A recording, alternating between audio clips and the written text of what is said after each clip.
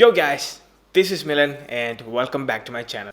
അപ്പോൾ ഇന്നത്തെ വീഡിയോയിലൂടെ നമ്മൾ ചർച്ച ചെയ്യാൻ പോകുന്നത് നമ്മുടെ iOS 13 കറണ്ട് സിറ്റുവേഷൻ എന്താണ്, അതേപോലെ തന്നെ ആപ്പിൾ റിലീസ് ചെയ്ത ഓപ്പറേറ്റിംഗ് സിസ്റ്റത്തിൽ വെച്ച് ഏറ്റവും കൂടുതൽ ബഗ് അല്ലെങ്കിൽ ബഗ്ഗി ആയിട്ടുള്ളൊരു ഓപ്പറേറ്റിംഗ് സിസ്റ്റമാണ് iOS 13 എന്ന് പറയുന്നത്. നമ്മളെല്ലാവരും ഡെയിലി അനുഭവിക്കാനുള്ള ഓരോരോ പ്രശ്നങ്ങൾ, ഓരോ അപ്ഡേറ്റിലും ഓരോ ഫീച്ചേഴ്സിന് പല പല പ്രശ്നങ്ങളും പല പല പ്രോബ്ലംസും അതുകൊണ്ടുണ്ടാകുന്ന നമുക്കുണ്ടാകുന്ന പെർഫോമൻസിനകത്തും അതുമൂലം നമ്മളുടെ ലൈഫ് സ്റ്റൈലിൽ അല്ലെങ്കിൽ നമ്മളുടെ ഡെയിലി റുട്ടീനിൽ നമുക്കുണ്ടാകുന്ന മാറ്റങ്ങൾ, ഇതെല്ലാമാണ് നമ്മൾ ഇന്നത്തെ വീഡിയോയിലൂടെ നമ്മൾ ചർച്ച ചെയ്യാൻ പോകുന്നത്. അപ്പോൾ ഈ വീഡിയോ തുടങ്ങുന്നതിന് മുമ്പ് എൻ്റെ കൂട്ടുകാർ ഈ ഒരു ചാനൽ ഇതുവരെ സബ്സ്ക്രൈബ് ചെയ്യില്ലെങ്കിൽ പോയി നമ്മുടെ ചാനൽ സബ്സ്ക്രൈബ് ചെയ്യാം. അതോടൊപ്പം തന്നെ തൊട്ടടുത്തുള്ള ബെല്ലൈക്കൺ ബട്ടണും നിങ്ങൾ മറക്കാതെ എനേബിൾ ചെയ്യുക. നമ്മുടെ ചാനലിലെ ഇൻസ്റ്റാഗ്രാം പേജ് ഇതുവരെ നിങ്ങൾ ഫോളോ ചെയ്തില്ലെങ്കിൽ പോയി നമ്മുടെ ഇൻസ്റ്റാഗ്രാം പേജും നിങ്ങൾ ഫോളോ ചെയ്യുക. കാരണം വളരെ ക്വിക്കായിട്ടുള്ള അപ്ഡേറ്റ്സ് എല്ലാം ഞാൻ ഇൻസ്റ്റാഗ്രാമിലൂടെ പ്രൊവൈഡ് ചെയ്യുന്നതായിരിക്കും. അപ്പോൾ ഇന്നത്തെ വീഡിയോയുടെ ഈ ഒരു പോർഷൻ സ്പോൺസർ ചെയ്തിരിക്കുന്ന ടെനോർഷെയർ ആണ്. ടെനോർഷെയറിനെ പറ്റി പറയുകയാണെങ്കിൽ ടെനോർഷെയറിൻ്റെ ULT ഡേറ്റ ഈ ഒരു സോഫ്റ്റ്വെയർ ഉപയോഗിച്ച് നമുക്ക് നമ്മുടെ ഡിവൈസുകളിൽ നിന്ന് ഡിലീറ്റഡ് ആയിട്ടുള്ള ഏത് ടൈപ്പിലെയും ഫയൽസ് ആണെങ്കിലും നമുക്ക് റിക്കവർ ചെയ്യാൻ സാധിക്കും. അപ്പം അതിൻ്റെ ഒരു ലിങ്ക് ഞാൻ താഴെ ഡിസ്ക്രിപ്ഷനിൽ കൊടുത്തിട്ടുണ്ട്. അപ്പോൾ താല്പര്യമുള്ളവർക്ക് പോയി അവിടെ നിന്ന് ആ ഒരു ആപ്ലിക്കേഷൻ അല്ലെങ്കിൽ സോഫ്റ്റ്വെയർ പർച്ചേസ് ചെയ്യാവുന്നതാണ്. അതോടൊപ്പം തന്നെ ഞാൻ താഴെ 20% ഓഫിൻ്റെ ഒരു കോഡും കൂടെ കൊടുത്തിട്ടുണ്ട്. അതായത് നമ്മുടെ ചാനലിൻ്റെ പേരാണ്. അപ്പോൾ അത് കൃത്യമായിട്ട് അവിടെ കൊടുക്കുമ്പോൾ നിങ്ങൾക്ക് ഈ ഒരു സോഫ്റ്റ്വെയർ പർച്ചേസ് ചെയ്യുന്ന സമയത്ത് 20% ഓഫും കിട്ടും. So without any further U let's get start. അപ്പോൾ iOS 13 ഡെപ്തായിട്ട് ഞാൻ പറയുന്നതിന് മുമ്പ് ഞാൻ നിങ്ങളെ ഒരു ചാർട്ട് കാണിക്കാം. അപ്പോൾ ഇവിടെ ഈ കാണുന്ന ഒരു ചാർട്ട് നിങ്ങൾക്ക് കാണുമ്പോൾ മനസ്സിലാവും നമ്മുടെ iOS 13 ഇപ്പോഴത്തെ കറണ്ട് സ്റ്റേജ് എന്താണുള്ളത്. നിങ്ങൾക്കിപ്പോൾ ഈ ഒരു ചാർട്ട് നോക്കുമ്പോൾ കാണാൻ സാധിക്കും iOS 7 മുതൽ iOS 13 വരെയുള്ള എല്ലാ സോഫ്റ്റ്വെയർ അപ്ഡേറ്റിൻ്റെയും ആദ്യത്തെ 2 മാസത്തെ സോഫ്റ്റ്വെയർ പാച്ചസിൻ്റെ എണ്ണമാണ് ഈ കാണിച്ചിരിക്കുന്നത്. iOS 13 ഇപ്പം നിൽക്കുന്ന ഒരേ സ്റ്റേജ് തന്നെയായിരുന്നു നമുക്ക് iOS 12 ഇറങ്ങിയപ്പോഴും നമ്മൾ ഫേസ് ചെയ്ത അല്ലെങ്കിൽ നമ്മൾ നേരിട്ട ഈ ഒരു പ്രതിസന്ധി എന്ന് പറയുന്നത്. വളരെ ബഗ്ഗി ആയിട്ടുള്ളൊരു ഓപ്പറേറ്റിംഗ് സിസ്റ്റം ആയിരുന്നു iOS 11 എന്ന് പറയും, iOS 13 പോലെ തന്നെ. അതുകൊണ്ട് തന്നെയാണ് ആപ്പിൾ WWDCയിൽ കഴിഞ്ഞ വർഷത്തെ WWDCയിൽ iOS 12 റിലീസ് ചെയ്യുന്ന സമയത്ത് പറഞ്ഞായിരുന്നു ആപ്പിൾ ഏറ്റവും കൂടുതൽ ഫോക്കസ് ചെയ്ത പെർഫോമൻസിനെയും സോഫ്റ്റ്വെയറിൻ്റെ സ്റ്റെബിലിറ്റിനെയാണ്. അതുകൊണ്ട് തന്നെ നമുക്ക് iOS 12 ധാരാളം ഫീച്ചേഴ്സ് ഒന്നും നമുക്ക് ലഭിച്ചില്ല, പക്ഷേ നല്ല പെർഫോമൻസും നല്ല സ്റ്റെബിലിറ്റിയും നമ്മുടെ ഡിവൈസുകൾക്കുണ്ടായിരുന്നു. iPhone 5s മുതൽ നമുക്ക് iPhone 10s വരെയുള്ള എല്ലാ ഡിവൈസുകൾക്കും ഇറങ്ങിയ സമയത്ത് iOS 12 സപ്പോർട്ടഡ് ആയിരുന്നു. പക്ഷേ ആപ്പിൾ iOS 13 വന്നപ്പം ഈ ഒരു വിശ്വാസം ഉണ്ടായിരുന്നു സ്റ്റെബിലിറ്റി അവർക്ക് കീപ്പ് ചെയ്യാൻ പറ്റുമെന്നുള്ളത്. പക്ഷേ അത് എൻ്റയർലി തിരുത്തിക്കൊണ്ടാണ് നമ്മുടെ iOS 13 വന്നത്. കാരണം ഈ വർഷം ജൂണിൽ WWDC 2019 ആപ്പിൾ iOS 13 റിലീസ് ചെയ്തത്. ആപ്പിളിന് ഈ ഒരു ഓപ്പറേറ്റിംഗ് സിസ്റ്റം റിലീസ് ചെയ്യുന്നതിന് മുമ്പ് അറിയായിരുന്നു സ്റ്റേബിൾ അല്ലാത്തൊരു ഓപ്പറേറ്റിംഗ് സിസ്റ്റം ആയിരുന്നു iOS 13. അതുകൊണ്ട് തന്നെയാണ് ആപ്പിൾ സെപ്റ്റംബറിൽ, നമുക്കറിയാം എല്ലാ വർഷവും സെപ്റ്റംബറിൽ ആപ്പിളിൻ്റെ ഹാർഡ്വെയർ ഇവൻറ്റ് നടക്കുന്ന ആ ഒരു ഇവൻറ്റിൻ്റെ കൂടെ തന്നെയാണ് ഒഫീഷ്യലി ഈ ഒരു പുതിയ ഓപ്പറേറ്റിംഗ് സിസ്റ്റം റിലീസ് ചെയ്യുന്നതും. അതുകൊണ്ട് തന്നെ ആ ഒരു സമയത്ത് നമുക്കറിയാം iPhone 11, 11 Pro Max ഇറങ്ങിയ സമയത്ത് തന്നെയാണ് നമ്മുടെ iOS 13 റിലീസ് ചെയ്തത്. പക്ഷേ ആ ഒരു റിലീസിൻ്റെ സമയത്ത് നമുക്ക് ശ്രദ്ധിച്ചറിയാം iOS 13.0 അതായത് ഒറിജിനൽ വേർഷൻ റിലീസ് ചെയ്തു ഒരാഴ്ച തികയുന്നതിന് മുമ്പ് തന്നെ നമുക്ക് iOS 13.1 അപ്ഡേറ്റ് കിട്ടിയായിരുന്നു. നിങ്ങൾക്ക് ഇവിടെ ഈ ഒരു ചാർട്ട് നോക്കുമ്പോൾ മനസ്സിലാവും iOS 13 ഇറങ്ങിയതിന് ശേഷം ആദ്യത്തെ 2 മാസത്തിലകം അവരിറക്കിയ സോഫ്റ്റ്വെയർ പാച്ചസിൻ്റെ എണ്ണം 6, 7, 8 പാച്ചസാണ് iOS 13 ഇറക്കിയത്. പക്ഷേ അതേസമയം iOS 12 നിങ്ങൾക്ക് നോക്കിയാൽ അറിയാം വെറും 2 പാച്ചസേ ഇറക്കിയിട്ടുള്ളൂ ആദ്യത്തെ 2 മാസം. നമുക്കിപ്പോൾ അറിയാം സെപ്റ്റംബറിൽ OS ഒഫീഷ്യൽ റിലീസായ ആ ഒരു അടുത്തടുത്തുള്ള സോഫ്റ്റ്വെയർ അപ്ഡേഷൻ നമുക്ക് എന്തോരം ഇപ്പോൾ തന്നെ കിട്ടിയിട്ടുണ്ട്.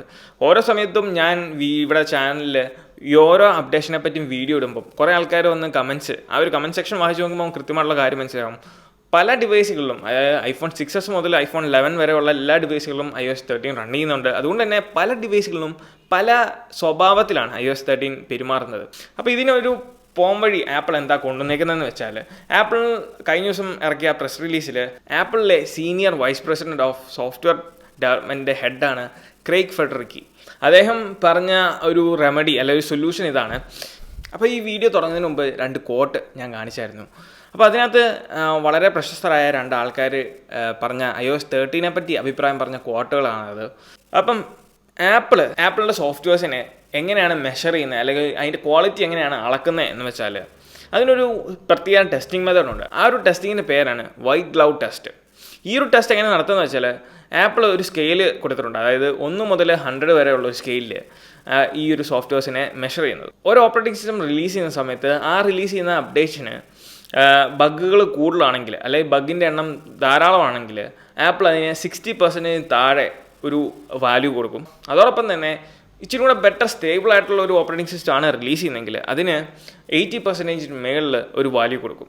ഇങ്ങനെയാണ് ഈ ഒരു വൈറ്റ് ക്ലൗഡ് ടെസ്റ്റ് റൺ ചെയ്യുന്നത്. അതോടൊപ്പം തന്നെ ഇതിൻ്റെ വേറൊരു ഫേസാണ് പ്രയോറിറ്റി സ്കെയിൽ ചെക്കിംഗ് എന്ന് പറയുന്നത്. നമുക്കറിയാം iOS 13 ധാരാളം ഫീച്ചേഴ്സ് ഉണ്ട്. അപ്പോൾ ഈ ഒരു ഫീച്ചേഴ്സിനെ വിലയിരുത്താൻ വേണ്ടി ഫീച്ചേഴ്സിൻ്റെ ക്വാളിറ്റീനെ അനലൈസ് ചെയ്യാൻ വേണ്ടി 0 to 5 സ്കെയിലിൽ ആപ്പിൾ മെഷർ ചെയ്യും.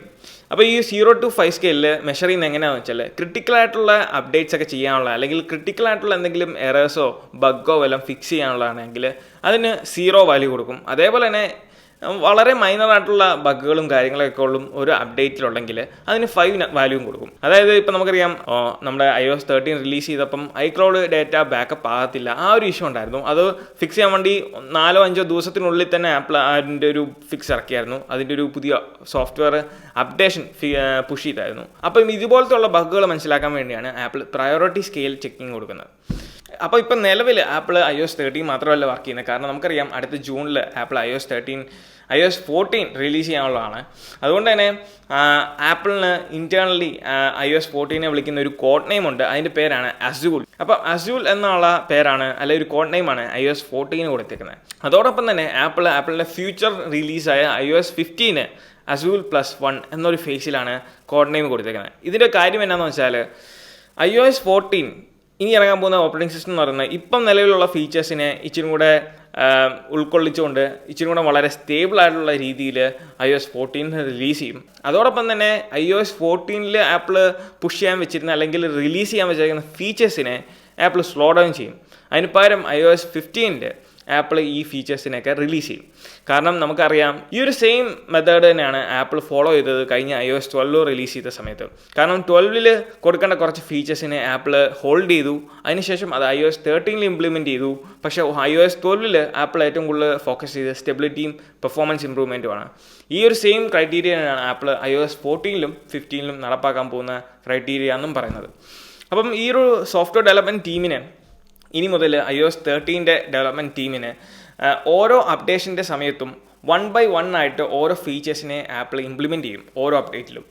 അപ്പം ഇങ്ങനെ 1 by 1 ആയിട്ട് ഓരോ ഫീച്ചേഴ്സിനെ ആഡ് ചെയ്യുമ്പം എവിടെയൊക്കെ ആ ഒരു സ്പെസിഫിക് ഫീച്ചറിന് എറേഴ്സ് ഉണ്ടോ അല്ലെങ്കിൽ ബഗ്സ് ഉണ്ടോ അതിനൊക്കെ 1 by 1 ആയിട്ട് തന്നെ ഫിക്സ് ചെയ്യാനും സാധിക്കും. നമ്മൾ ഒറ്റയടിക്ക് എല്ലാ ഫീച്ചേഴ്സും കൂടെ ഒരു സ്ഥലത്തേക്ക് ഇംപ്ലിമെൻറ്റ് ചെയ്യുമ്പോഴാണ് ഈ ഒരു അൺസ്റ്റെബിലിറ്റി കോഡിന് വരുന്നത്. അതുകൊണ്ട് തന്നെയാണ് ഇത്രയും അധികം ബഗ്ഗുകൾ പല സ്ഥലത്തും വരുന്നത്, പല രീതിയിലും വരുന്നത്. ഒരു ഡിവൈസിനുള്ള ബഗ്ഗല്ലായിരിക്കും മറ്റൊരു ഡിവൈസിന് വരുന്നത്.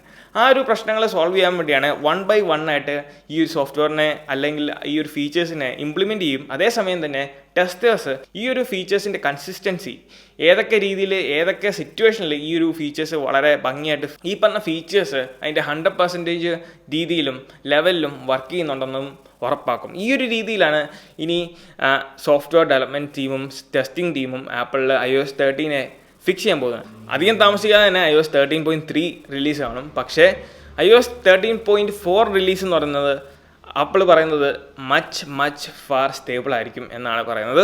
കാരണം ഈ ഒരു രീതിയിലായിരിക്കും സോഫ്റ്റ്വെയർ ഡെവലപ്പിങ്ങും ടെസ്റ്റിങ്ങും നടത്താൻ പോകുന്നത്. അപ്പോൾ എന്തായാലും ആപ്പിൾ iOS 13 ബഗ്ഗിനെസ്സിന് അല്ലെങ്കിൽ നമ്മളുടെ പരാതികൾ കേൾക്കുന്നുണ്ട്. അതുകൊണ്ട് തന്നെയാണ് ആപ്പിൾ ഇതിനൊരു പോംവഴിയും ആപ്പിൾ കണ്ടുപിടിക്കുന്നത്. അപ്പം എന്തായാലും വളരെ നല്ല കാര്യമാണ് ആപ്പിളിൻ്റെ ഭാഗത്തുനിന്ന് നമ്മുടെ പരാതികൾ അല്ലെങ്കിൽ നമ്മുടെ ഫീഡ്ബാക്ക് ആപ്പിൾ മനസ്സിലാക്കി ആ ഒരു രീതിയിൽ തന്നെ ആപ്പിൾ പെർഫോം ചെയ്യാനും കസ്റ്റമർ സാറ്റിസ്ഫാക്ഷന് വേണ്ടിയും ആപ്പിൾ ശ്രമിക്കുന്നുണ്ട്.